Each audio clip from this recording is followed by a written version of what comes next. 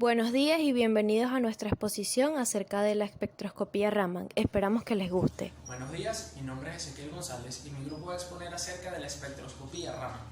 Esta teoría fue inventada por el científico hindú C.P. Raman en 1928, quien descubrió que las longitudes de onda de una pequeña fracción de radiación dispersada por ciertas moléculas difieren del haz incidente y que los desplazamientos de estas longitudes de onda dependen de las características químicas de las moléculas que causan esta dispersión. Como ya se mencionó, la espectroscopía Raman utiliza la dispersión de la radiación para realizar su análisis, y esta está relacionada en gran medida con los cambios vibracionales cuantizados utilizados en la absorción infrarroja. A pesar de esta similitud, poseen importantes características que los diferencian, pero esto no las hace excluyentes sino complementarias, como por ejemplo, el agua en la espectroscopía Raman no causa interferencias en los análisis. Por ende, se puede utilizar la espectroscopía Raman para análisis de disoluciones acuosas. Además de esto, permite la utilización de cubetas de vidrio o de cuarzo, que son una gran ventaja frente a las ventanas de cloruro de sodio o de otros compuestos, ya que éstas no presentan inestabilidad en la atmósfera. El mayor problema de la espectroscopía Raman es que la fluorescencia puede causar interferencias en sus análisis, pero esto se puede reducir si se utiliza una fuente láser infrarroja. Ahora bien, para obtener el espectro se irradia una muestra con una potente fuente de láser de radiación monocromática visible o infrarrojo. Durante la irradiación se obtiene el espectro a un ángulo dado, por lo general 90 grados, utilizando un espectrómetro adecuado.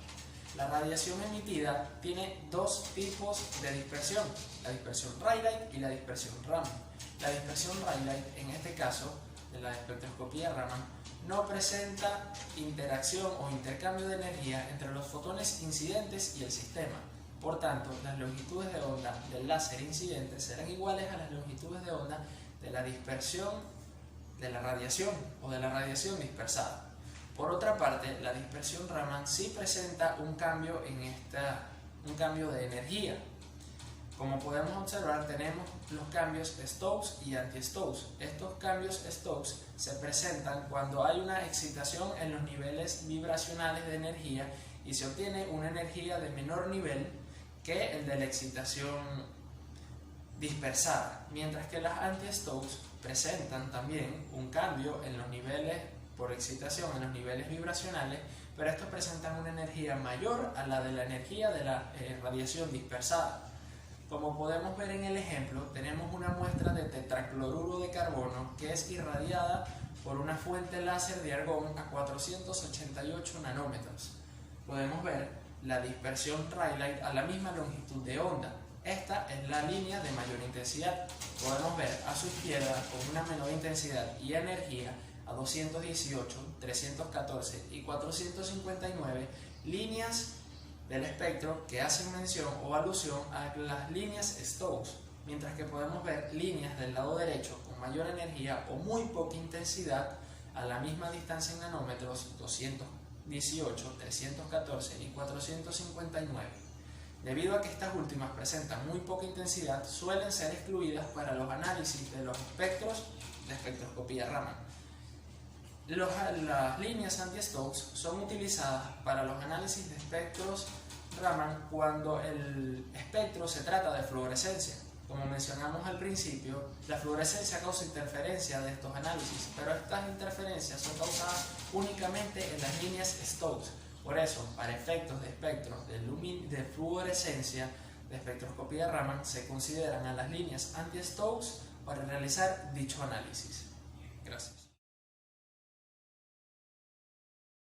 La intensidad o potencia de una banda Raman normal depende de manera compleja de la polarizabilidad de la molécula, la intensidad de la fuente, la concentración del grupo activo y entre otros factores.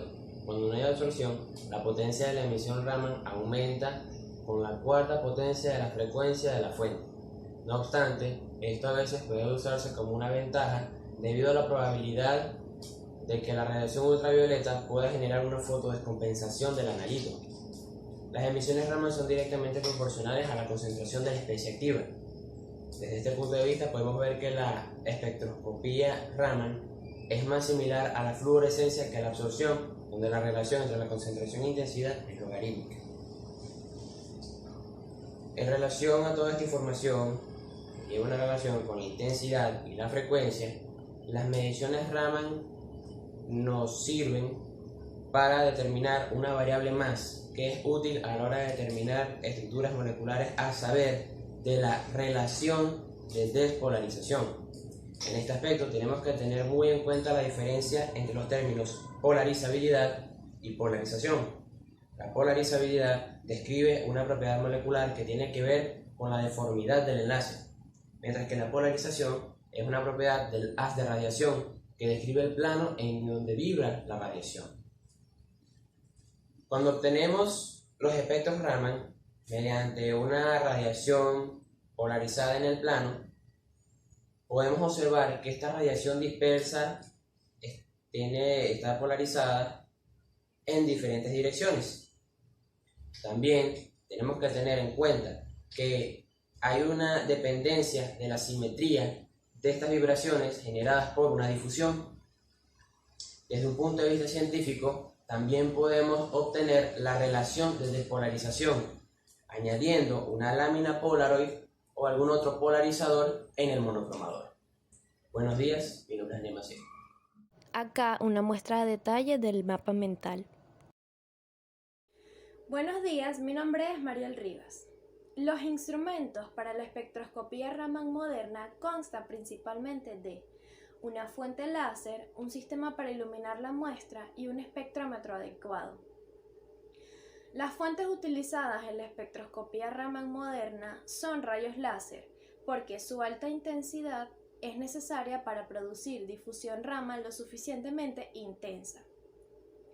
Algunas de las fuentes láser utilizadas en la espectroscopía Raman más comúnmente son ion argón, ion kriptón, helio neón, de diodos y ND-YAG. Las fuentes ion argón y kriptón son mucho más intensas que las fuentes anteriormente mencionadas. Por ejemplo, una línea de ion argón a 488 nanómetros puede producir líneas Raman casi 3 veces más intensa que la fuente helio-neón a la misma potencia. No obstante, estas fuentes de longitud de onda más corta pueden producir fotodescomposición y fluorescencia. Es por eso que cada vez se usa más como fuente de excitación para la muestra la fuente ND-YAG y de diodos, porque estas presentan ventajas frente a las fuentes de longitud de onda más corta. La primera es que se pueden utilizar a mayor potencia sin obtener la fotodescomposición de la muestra. La segunda es que carece de la energía para poblar una cantidad importante de estados electrónicos que puedan producir fluorescencia. Es por esto que la fluorescencia es casi inexistente o en muy poca potencia en este tipo de láser. La longitud de onda para utilizarse debe seleccionarse con mucho cuidado, porque no solo la fotodescomposición y la fluorescencia causan problemas, sino también las muestras con color y los solventes que puedan absorber las radiaciones incidentes o dispersadas. Por esto se requiere utilizar varias fuentes o una fuente de longitud de ondas múltiple. Sistemas de iluminación para la muestra. En muestras gaseosas, por lo general, están contenidos en pequeños recipientes de vidrio o también se pueden introducir los gases en capilares y luego sellarlo. En el caso de dispersores débiles se puede utilizar un aparato externo de pasos con espejo. La difusión resultante al haz láser se puede introducir por la rendija de entrada del espectrómetro. Para las muestras líquidas, regularmente los líquidos están contenidos en ampollas, tubos o capilares pequeños. También se utilizan capilares grandes cuando se quiere reducir al mínimo el calentamiento. Se coloca el rayo láser en una zona cercana de la pared del capilar para evitar el calentamiento, sobre todo en muestras absorbentes. Esto representa una ventaja sobre la espectroscopía infrarrojo, ya que el agua, por ser un dispersor débil, tiende a absorber mucho la fuente infrarrojo, es decir, la radiación infrarroja. Esto nos permite estudiar o examinar más satisfactoriamente las soluciones acuosas y nos da ventaja en procesos como por ejemplo la contaminación del agua. También se pueden estudiar procesos biológicos e inorgánicos. Y en el caso de las muestras sólidas, la muestra por lo general se coloca en una pequeña cavidad, la muestra sólida, o también se puede pulverizar y colocar en un capilar. Por lo general, los polímeros no necesitan de algún tratamiento previo a examinarse y también se utilizan pastillas de KBr, es decir, bromuro de potasio, porque esto tiene la capacidad de evitar la descomposición por el calentamiento. Muchísimas gracias. Mi nombre es Stephanie Marín y estudio en la sección 1 de análisis instrumental. Espectrómetros Raman. Hasta comienzos de los años 80, los espectrómetros de Raman tenían diseños semejantes y utilizaban el mismo tipo de componentes que los instrumentos dispersivos ultravioleta visible clásicos. Casi todos empleaban sistemas de doble red para minimizar la radiación parásita y la difusión de Rayleigh que llegaba al transductor. En la actualidad, la mayoría de los espectrómetros Raman que se comercializan son instrumentos de transformada de Fourier, con transductores de germanio enfriados o instrumentos multicanal con dispositivos de acoplamiento de carga, dispositivos y transductores para seleccionar la longitud de onda. En la espectroscopía Raman se requiere un dispositivo de alta calidad para seleccionar la longitud de onda con el fin de separar las líneas Raman relativamente débiles de la intensa radiación difundida de Rayleigh.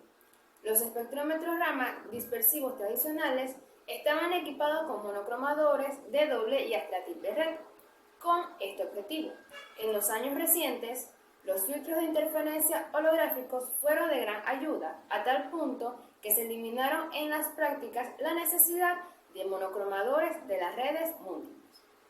Espectrómetro Raman de transformada de Fourier.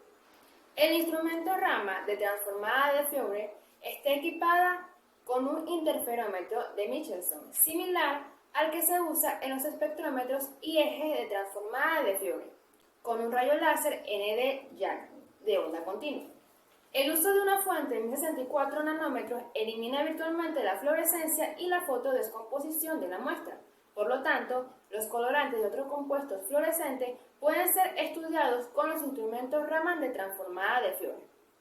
Estos también proporcionan una precisión mucho mejor de las frecuencias comparada con los instrumentos ordinarios, lo cual facilita las sustracciones de espectros y las mediciones de alta resolución. Una desventaja del espectrómetro Raman de transformadores es que el agua absorbe en la región de 1000 nanómetros, lo cual puede anular la ventaja de ser un instrumento capaz de usar soluciones acuosas. Este modelo de espectrómetro Raman tiene muchas ventajas únicas, no obstante, también tiene limitaciones como la mencionada anteriormente. Otros tipos de espectroscopía Raman.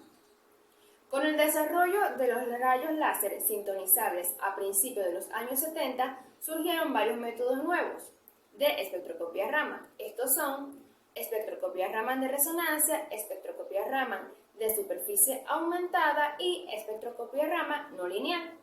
La espectroscopía Raman de resonancia, la dispersión Raman de resonancia hace referencia a un fenómeno en la cual las intensidades de las líneas Raman son realizadas en gran manera al excitarlas con longitudes de onda, que se aproximan mucho a la banda de absorción electrónica de un analito.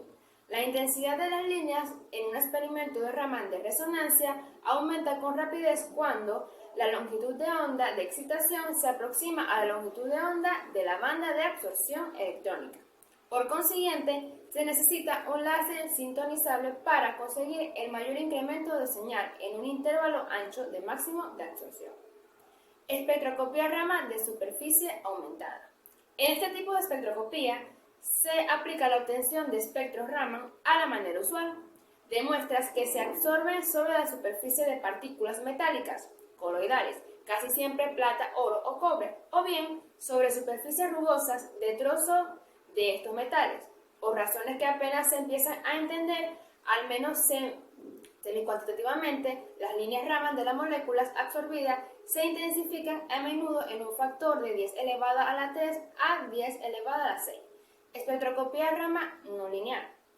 Hay muchos rayos láser que son bastante intensos para producir cantidades significativas de radiación no lineal. Durante los años 70 y 80 se perfeccionaron muchas técnicas Raman que se dependen de la polarización inducida por la intensidad de campos de segundo orden y de orden superior. Estas técnicas se conocen como métodos de Raman no lineales. Entre estos métodos se pueden mencionar la dispersión Raman estimulada, efecto hiper-Raman, ganancia Raman estimulada, espectroscopía Raman inversa, espectroscopía Raman antiestoque, espectroscopía Raman estoque. Buenos días, mi nombre es Ángela Silva y le voy a hablar sobre las aplicaciones de la espectroscopía Raman. La espectroscopía Raman se ha aplicado ampliamente al análisis cualitativo y cuantitativo de sistemas inorgánicos, orgánicos y biológicos. Los espectros Raman de especies orgánicas. Los espectros Raman son semejantes a los infrarrojos en cuanto que presentan regiones útiles para la detección de grupos funcionales y regiones de huella dactilar que permiten identificar compuestos específicos.